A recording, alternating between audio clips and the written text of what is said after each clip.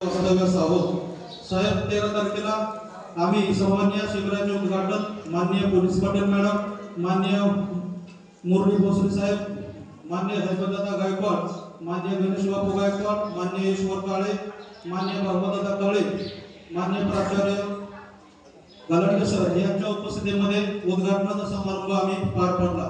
त्यानंतर आम्ही या गावची भौगोलिक व सामाजिक माहिती घेतली।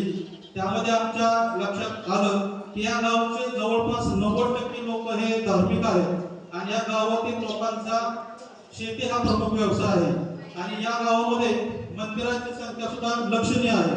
म्हणून आम्ही सर्व स्वयंसेवकांच्या मदतीने आणि लोगाव मॅडम असतील, मी स्वतः आम्ही एक नियोजन केलं की या गावामध्ये असणारी मंदिराची संख्या, त्यामध्ये कानिपनाथ मंदिर असेल, स्वयंभू महादेव मंदिर असेल, खंडोबा मंदिर असेल, माऊली मंदिर असेल, विठ्ठल रुक्मिणी मंदिर असेल, या सर्व मंदिराचा आम्ही स्वच्छता परिसर स्वच्छता करण्याचा आम्ही प्रयत्न केला।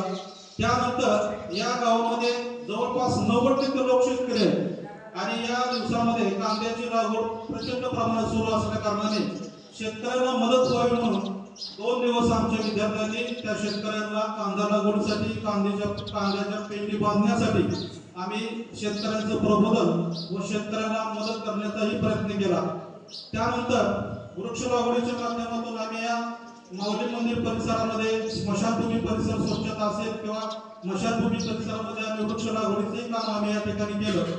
जलसंवर्धनाच्या माध्यमातून साहेब या ठिकाणी ओढा आहे वरच्या साईडला, त्या ओढ्यामध्ये आम्ही त्या ओढ्याचं रुंदीकरण असेल किंवा विस्तारीकरण असेल या स्वतः आम्ही काम करण्याचा स्वयंसेवकाच्या माध्यमातून प्रयत्न केला।